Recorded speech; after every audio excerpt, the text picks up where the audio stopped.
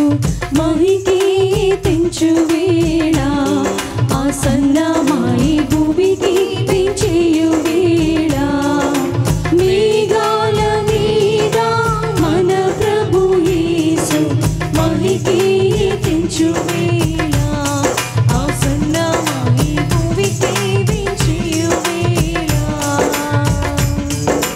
మహిమా కాయములందగా నీది లోకాల మోదాలలోన నీది లోకాల మోదాలలోన ప్రియ ప్రభుని దర్శింతురు హల్లెలూయా మేఘాల మీద మన ప్రభు యేసు మహికి తెంచు వేళ ఆసన్నమాయే భూమికి పెంచేయు వేళ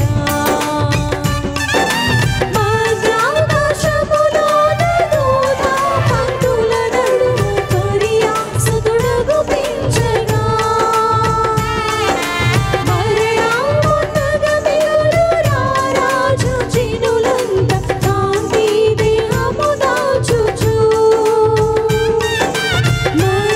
మధ్యాకాశములోన దూత పంతుల నడుమ పరియాసతుడగు పెంచగా మరణమున్నగ మిగులు రారాజు జనులంతా కాంతి దేహము దాచుచు మెరుపు దీపాలై మహిమారు పాలై మెరుపు దీపాలై మహిమారు పాలై నరుని ముఖమును కాంతురు హల్లెలూయా మేఘాల మీద మన ప్రభు యేసు మహికి తెంచు వేళ ఆసన్నమాయి భూమికి పెంచేయు వేళ దేవాదేవుని మహిమ దిశలెల్ల విరబూయ దేవాసుతుడరు దించెను దయనొందు శ్రీలంక కొలువోది జగ ప్రభువు దానములు దయచేయును దేవాదేవుని మహిమ దిశలెల్ల విరబూయ దేవాసుతుడరు దించెను దయనొందు శ్రీలంక కొలువోది జగ ప్రభువు దానములు దయచేయును దవడా వస్త్రాలు దీప్తి మకుటాలు దవడా వస్త్రాలు దీప్తి మకుటాలు ముదమార ధరింతురు హల్లెలూయా మేఘాల మీద మన ప్రభు యేసు మహికి తెంచు వేళ ఆసన్నమాయే భూమికి పెంచేయు వేళ కలకాలముల పంట వరుడేసు పరిణయము రమణీయముగా సాగును కళ్యాణ కాంతులలో జీవాలోకపు కలతో పదము వదనము తీయగా కలకాలముల పంట వరుడేసు పరిణయము రమణీయముగా సాగును కళ్యాణ కాంతులలో జీవాలోకపు కలతో పదము వదనము తీయగా కనకాహారాలు పుణ్యవరాలు కనకాహారాలు పుణ్యవరాలు అక్షింతలై కుయ్యగా హల్లెలూయా మేఘాల మీద మన ప్రభు యేసు మహికి తెంచు వేళ ఆసన్నమాయే భూమికి పెంచేయు వేళ మేఘాల మీద మన ప్రభు యేసు మహికి తెంచు వేళ ఆసన్నమాయే భూమికి పెంచేయు వేళ ఈ రోజుల్లో ఇంత టెక్నాలజీ పెరిగిపోయి అన్నీ తెలిసిపోతున్న రోజుల్లో చాలా టిప్స్ మీదకి వచ్చేసినాయి అన్నీ. ఇంత భక్తి ఆ రోజుల్లో ఏమీ లేవు కాబట్టి వాళ్ళు ఎప్పుడు దేవుడే అన్నారు. పేదవారు కాబట్టి దేవునికి మొక్కారు, దేవుని పక్షంగా జీవించారు. ఈ రోజుల్లో మనకు అవసరమా అంటే బైబిల్ గ్రంథంలో ఉన్న ప్రతి సందర్భము కూడా, ప్రతి ఉపమానము కూడా, ప్రతి వాక్యము కూడా, జరిగిపోయిన వాటన్నిటినీ కూడా దేవుడు మనకి ఎందుకు రాసి ఉంచారు అంటే ఈ యుగాంతమందున్న మనకు, అంటే ఇప్పుడు ప్రస్తుతం ఉన్నటువంటి ఈ సమాజానికి, ఈ ప్రపంచానికి దృష్టాంతములుగా, అంటే బుద్ధి కలుగుట నిమిత్తమై మన కోసం ఏం చేశారు, రాసి ఉంచారు. చాలామంది వాక్యాన్ని పట్టించుకోరు. ఎప్పుడో అననీయ, ఎప్పుడో సప్పీరా, ఇప్పుడు మాకెందుకు అంటారు. అవన్నీ ఎందుకు రాశారు, లిఖించారు, దాచిపెట్టారు అంటే మన కోసమే. బైబిల్లో ఉన్న ప్రతి వాక్యం ఎవరి కోసం అండి? మన కోసమే.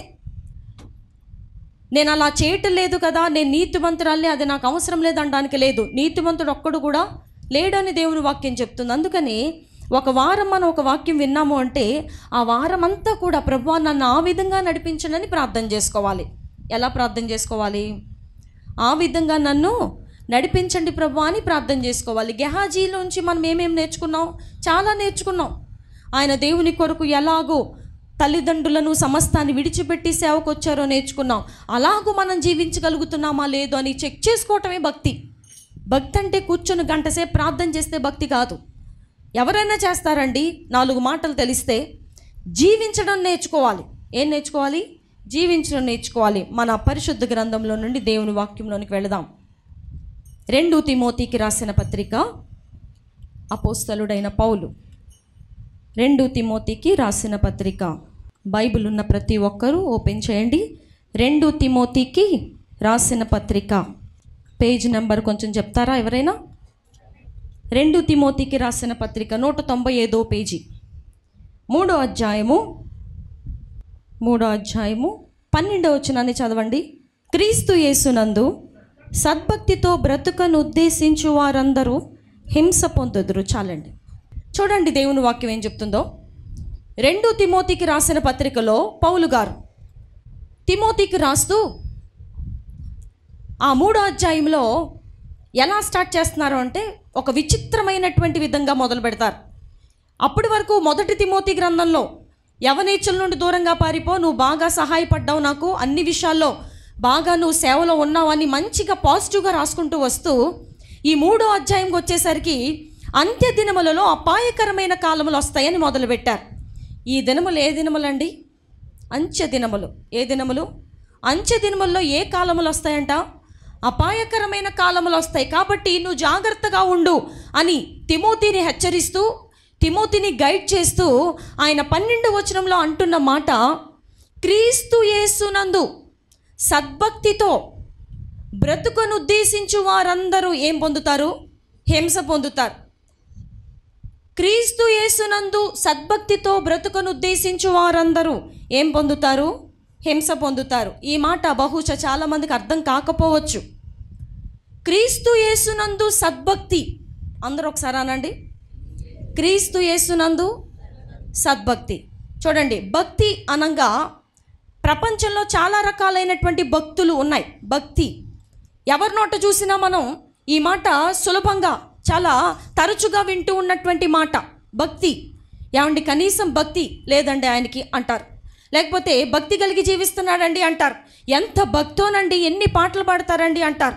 భక్తి అనే మాట మనుషుల ఆలోచన శైలిని మనము పోల్చుకుంటూ మాట్లాడితే వారు పూర్తిగా దైవికమైనటువంటి వాతావరణంలో ఉండి దైవాన్ని ఎక్కువగా ఆలోచిస్తూ ప్రార్థిస్తూ పూజిస్తున్న వారికి భక్తి ఉందని చెప్తాం. భక్తి. కానీ దేవుని వాక్యం ఎలా చెప్తున్నారో చూడండి. క్రీస్తు యేసునందు ఎవరి యందు భక్తి కలిగి ఉండాలి? క్రీస్తు యేసునందు భక్తి కలిగి ఉండాలి. ఇక్కడ కూర్చున్న నీవు నేను మనమందరము కూడా భక్తి చేస్తున్నాం. ఏం చేస్తున్నాం? భక్తి చేస్తున్నాం. మీరేం చేస్తున్నారండి? మేము యేసు ప్రభువారి భక్తిలో ఉన్నామండి, సరైన భక్తి చేస్తున్నామండి. వాళ్ళు సరైన భక్తి చేయరండి. ఏంటి భక్తి చేయటం అంటే? భక్తి చేయటం అంటే ఇప్పుడు కూర వండుతున్నాం అంటాం, పని చేస్తున్నాం అంటాం, అక్కడ ఒక క్రియ కనిపిస్తుంది. భక్తి చేస్తున్నాము అంటే నోటి మాట చాలా సులువుగా అనిపించవచ్చు, కానీ మన జీవిత విధానము, మన ఆత్మీయ జీవిత విధానాన్ని అంతటినీ కలిపి ఏమన్నారు?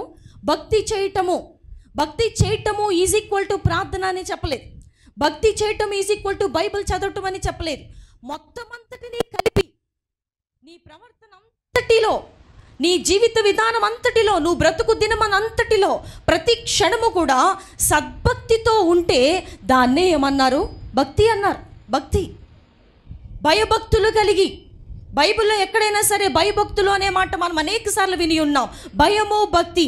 ఈ భక్తి ఉన్న చోట భయం ఉంటుంది, భయం ఉన్న చోట భక్తి కూడా ఉంటుంది. కాబట్టి మనము భక్తి చేయాలి. ఏం చేయాలి?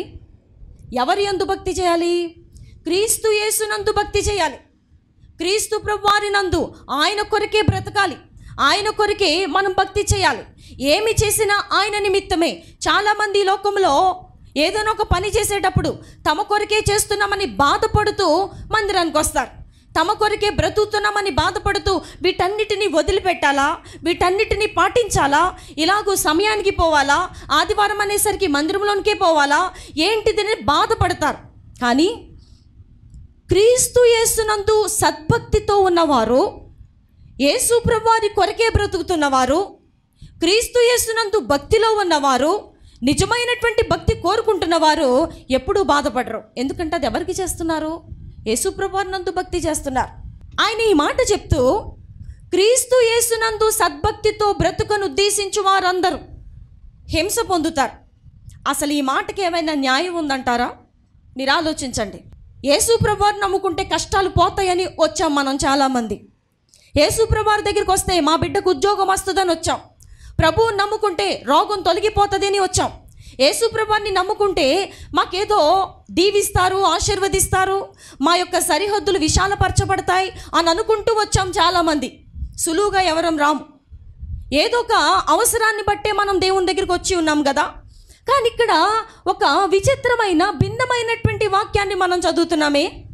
క్రీస్తు యేసునందు సద్భక్తితో ఒకవేళ ఒక వ్యక్తి ఉంటే, ఒక మనిషి జీవించాలనుకుంటే, బ్రతకాలని ఉద్దేశిస్తే ఖచ్చితంగా ఏమొస్తాయంట?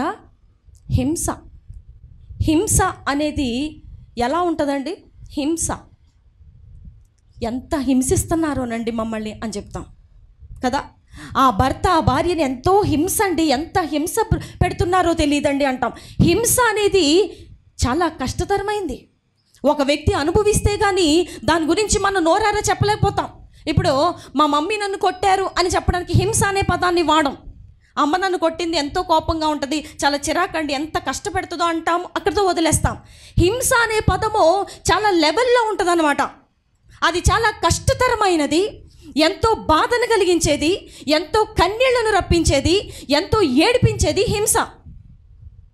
మరి యేసు ప్రభువారిని నమ్ముకుంటే భక్తి చేస్తే హింస వస్తుందని చెప్తే ఇక మనం అందరము ప్రభువులో నుంచి బయటికి వెళ్ళిపోవాలనా? యేసు ప్రభువారిలో వస్తే హింస వస్తుంది కాబట్టి ఇక లోకంలోకి వెళ్ళిపోమనా? ఈ మాట ఇంత ధైర్యంగా రాయగలిగడానికి కారణం ఏమిటి? తిమోతిగా ఆయన చెప్తున్నారు, తిమోతి యవనస్తుడిగా ఉన్నావు, నువ్వు మంచి భక్తి చేస్తున్నావు నిజమే. ఈ అంత్య దినములలో అపాయకరమైన కాలములు వస్తాయి. ఈ కాలంలో భయంకరమైనటువంటి మనుషుల మధ్యలో నువ్వు భక్తి చేయవలసి ఉంటుంది. కానీ ఒకటి మాత్రం గుర్తుపెట్టుకో తిమోతి, నువ్వు గనక క్రీస్తు ప్రభువునందు సద్భక్తితో బ్రతకాలని నీకు అనిపిస్తే, ఆ ఆశలు నువ్వు కలిగి ఉంటున్నావేమో, ఆ ఆశలతో నువ్వు జీవిస్తున్నావేమో, ఖచ్చితంగా నీకు హింస అయితే వస్తుంది. ఏమొస్తుంది? ఇప్పుడు చెప్పండి. చాలామంది హింస పొందుతున్నారు.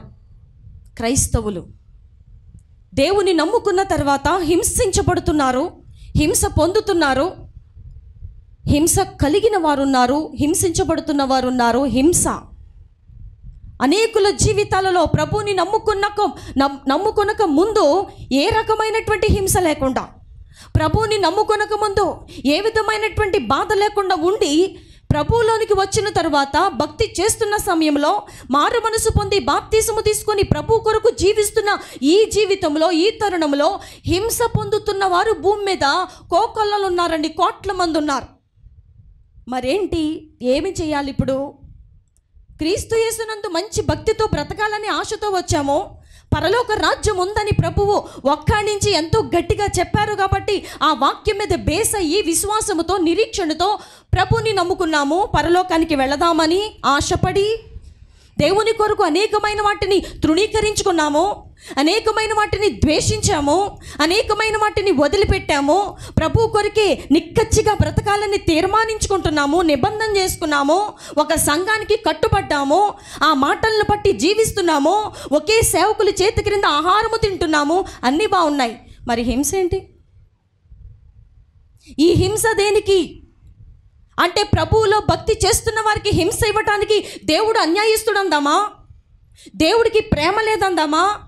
దేవునికి కనికరం లేదందామా? ప్రభువా, ఇంత భక్తి చేస్తున్న నా జీవితంలో ఈ హింస ఎందుకు? ఇంతగా ప్రార్థనాపరుడైన నా బ్రతుకులో ఈ యొక్క కష్టాలు ఎందుకు? ఈ కన్నీరు ఎందుకు?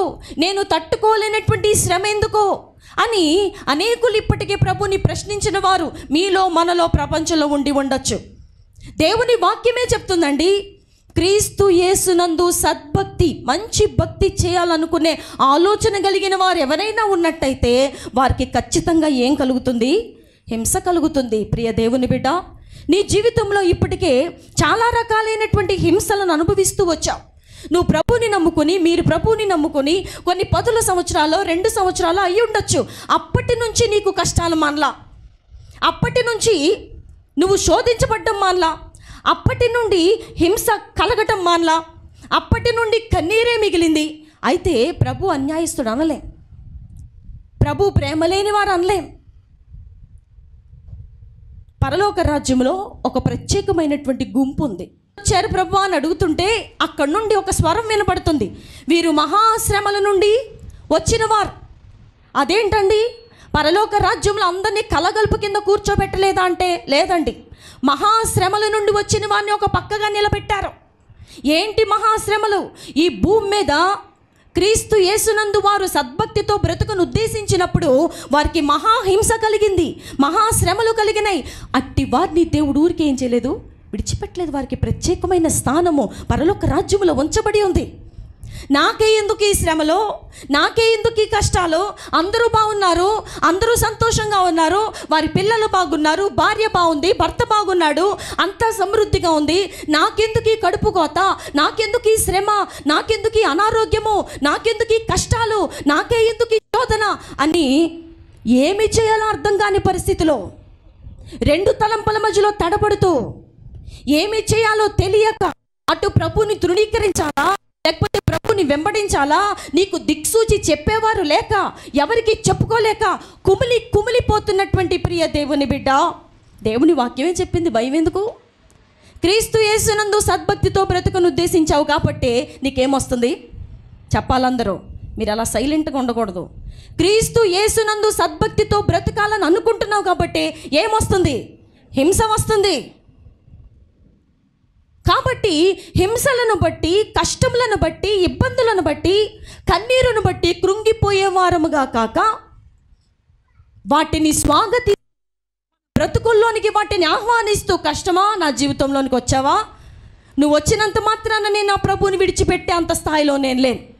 ఓ హింస, భార్యను బట్టి హింస వచ్చిందా, భర్తను బట్టి హింస వచ్చిందా, స్కూల్లో యజమానులు బట్టి హింస వచ్చిందా, లేకపోతే తల్లిదండ్రుల నుంచే హింస వచ్చిందా, అల్లుడిని బట్టి హింస వచ్చిందా, కోడలను బట్టి హింస వచ్చిందా, ఇక ప్రపంచంలో ఎవరెవరైతే ఉన్నారో మనుషులు నీ చుట్టూ వారందరిని బట్టి, ఎవరిని బట్టి నీకు హింస కలుగుతుందో నాకు తెలియదు. కానీ దేవుని యందు సద్భక్తి, మంచి భక్తి చేయాలని, నేను దేవుని కొరకు నిక్కచ్చిగా బ్రతకాలని అనుకుంటున్న వ్యక్తివైతే నీకొచ్చే హింస అది నీకు ఆశీర్వాదమే. నీకొచ్చే శ్రమ అది నిన్ను మేలైన వ్యక్తిగానే నిలబెడుతుంది. మనకొచ్చే శ్రమ మనల్ని ఆశీర్వదిస్తుంది, దీవిస్తుంది, ఇక్కడ 100 ఇస్తుంది, రేపు పరలోక రాజ్యములో జీవ కిరీటమును కూడా మనకి ఇస్తుందని మర్చిపోవద్దు. ఈ లోకంలో మనం బ్రతికే ఈ కొద్ది కాలము శ్రమలతో బ్రతుకుతామండి, అది కామన్. శరీరంతో ఉన్నాం కాబట్టి శరీర సంబంధమైన శ్రమలు ఎలాగో సహజమో, ఈ ఆత్మీయ జీవితంలో, ఈ ప్రయాణంలో మనకి అపవాదు నుంచే రావచ్చు, బంధువుల నుంచే రావచ్చు, కొన్నిసార్లు దేవుడే మనకి శ్రమను ఏం చేయొచ్చు, మన జీవితంలో పంపించవచ్చు. వాటిని బట్టి కృంగిపోతే రేపు నీతి కిరీటమును మిస్ అయిపోతావు. వాటిని కొరకు నువ్వు ఎక్కడ కూర్చున్నావు అక్కడే చతికిల పడితే రేపు నీ కొరకు నియమించబడినటువంటి కొన్ని పట్టణముల మీద అధికారిగా ఉండేటువంటి అవకాశాన్ని కోల్పోతావు.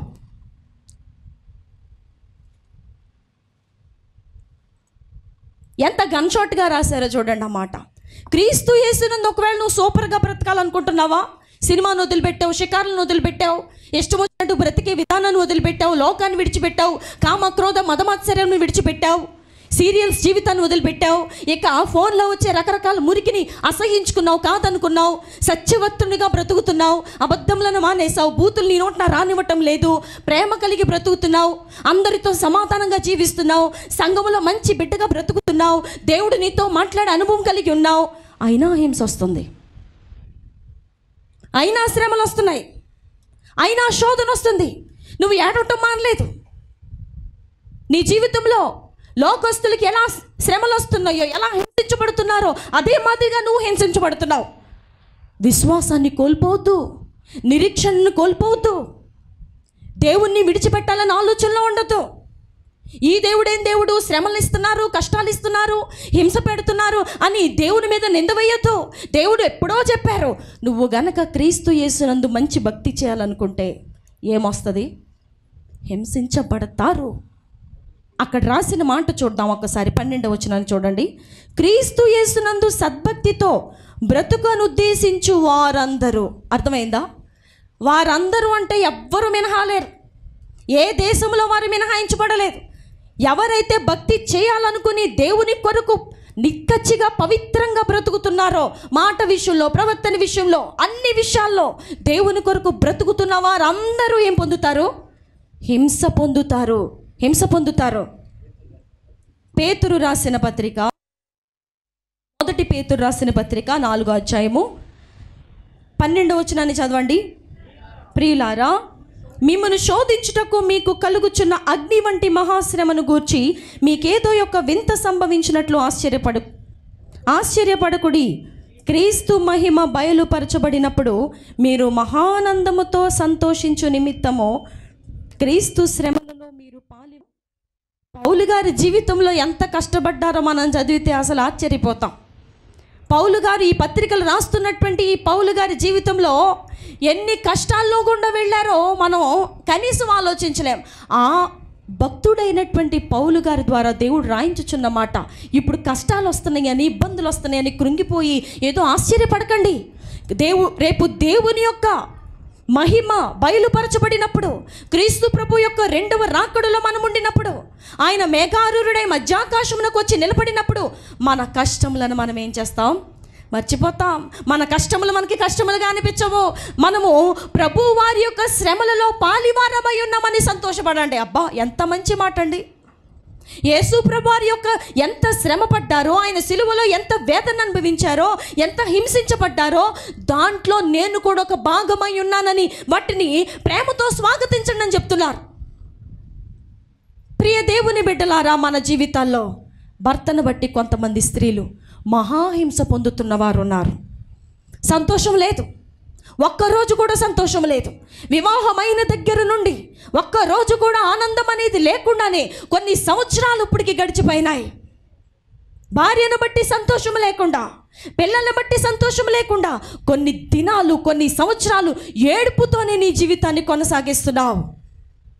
కానీ ప్రభు యొక్క సిలువ శ్రమలలో నీవు నేను పాలి భాగస్థులమని నమ్మి, ఈ శ్రమలు, ఈ కష్టాలు, ఈ శోధనలు, ఈ కన్నీరు, ఈ వేదన, ఈ శోధన, ఈ మానసిక సంబంధమైన ఈ వేదన, మనశ్శాంతి లేకపోవటం, బాధను అనుభవించటం, ఏం చేయాలో తెలియక ఏడవటం, ఎవరికి చెప్పుకోవాలో తెలియక కృంగిపోవటం, ఇవన్నీ కూడా నీ జీవితంలో రావటం అనేది దేవుని చిత్తమే.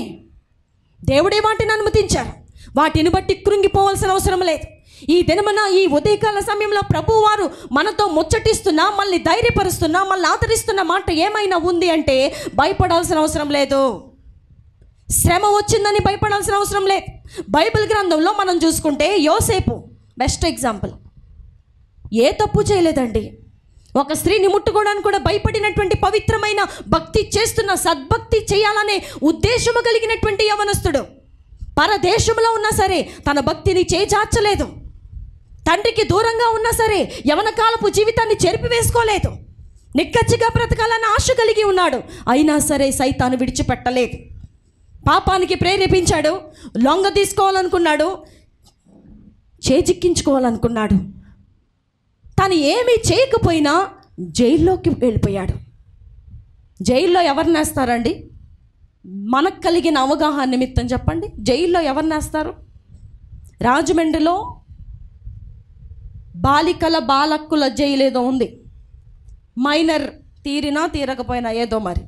అంటే ఇలా యవనస్తులైన చిన్నపిల్లలు, మగపిల్లలు ఎవరినైనా ఆడపిల్లల్ని వారు పాడు చేసినట్టుగా, లేకపోతే ఏదైనా చేయకూడనటువంటి పనులు చేసినట్టు తెలిసిన వారిని తీసుకెళ్ళి ఎక్కడేస్తారు? ఏదైనా ఒక క్రియ జరిగితే హింస, జరగకపోతే హింస. ఈ లోకంలో జరిగితేనే హింసించబడతారు. యోసేపు ఏం చేయకపోయినా జైలుకి వెళ్ళాడు. జైలుకి వెళ్ళి కూర్చున్న తర్వాత ఈ యేసు ప్రభు వారు వద్దు, ఈ వాక్యం వద్దు, ఈ ప్రభు వద్దు, అసలు నేను పొతీఫరు భార్యను ముట్టుకున్నాను, అసలు కనీసం అక్కడ చూస్తున్న నా ప్రభు నన్ను ఏం చేశారు? కనీసం విడిచిపెట్టలేదు, కనీసం నన్ను సేవ్ చేయలేదు, నన్ను కనీసం నా పక్షంగా ఉండి పొతీఫరుతో రాత్రి కల్లో వచ్చి మాట్లాడలేదు. అయ్యా యోసేపు ఏం తప్పు చేయలేదు, మీరు అన్యాయంగా అతన్ని జైల్లో బంధించారు అని పొతీఫరుతో మాట్లాడలేదు, ఎవరితో మాట్లాడలేదు. నేను ఎంత అన్యాయం అవ్వడానికి, ఇంత హింస పొందడం గల కారణం ఏమిటి? జైల్లో జీవితం ఎలా ఉంటుంది? మంచి బట్టలు ఇస్తారా? మంచి ఆహారం ఇస్తారా? కట్టు బట్టలను కూడా ఓడదీసి చీకటి గదిలో కూర్చోబెట్టే దినాలలో యోసేపు తన జీవితాన్ని గడుపుతున్నాడు. ఏమి చేశాడని అంత హింస, ఏమి చేశాడని అంత శ్రమ, అంత కన్నీరు ఆయనకు వచ్చింది. అయినా సరే యోసేపు కష్టాలను సైతం ఏం చేయలేదండి, లెక్క చేయలేదు. ఎలాంటి గొప్ప యవనస్తులు, దైవభక్తి కలిగిన వారు బైబిల్ గ్రంథంలో ఉన్నారు. 2 సంవత్సరముల పాటు జైల్లో ఉన్నప్పుడు అసలు మన ఆలోచనలు ఏ విధంగా ఉంటాయి? ఏ తప్పు చేయకపోయినా ఎక్కడికి వచ్చానో, నిజంగా దేవుడు ఎంత అన్యాయస్తులని సులువుగా మాటలు వదిలేస్తాం. ఒకవేళ పైకి వదలకపోయినా మనసు నిండా అదే ఆలోచనతో, అదే సాంద్రతతో ఉంటాం కదా, అదే నింపబడి ఉంచుకుంటాం. దేవుడు అన్యాయస్తుడు, దేవుడు అన్యాయస్తుడు, అన్యాయస్తుడు కాబట్టి జైల్లోకి వచ్చాను. నేను ఏం తప్పు చేశానని పంపించారు నన్ను? నిజంగా దేవుడే ఉంటే ఎవరితోనన్నా మాట్లాడి నన్ను బయటకు తీసుకురావాలి కదా. ఇప్పుడు 10 రోజులైంది, ఎవరితో మాట్లాడలేదు, దేవుడు లేరు, ఎవరూ లేరు. ఇప్పటి వరకు నేను పాపాన్ని చేయకుండా, కామక్రోధ మదమాత్సర్యంలో జోలికి పోకుండా నిక్కచ్చిగా నీతిగా బ్రతుకుతున్నందుకు నాకు వచ్చే ప్రతిఫలం ఇదేనా అని రొసరొస రాలిపోలేదు. యోసేపు క్రీస్తు యేసునందు సద్భక్తితో బ్రతుకును ఉద్దేశించాడు కాబట్టి ఆయనకి ఏం కలిగిందండి? హింస కలిగింది.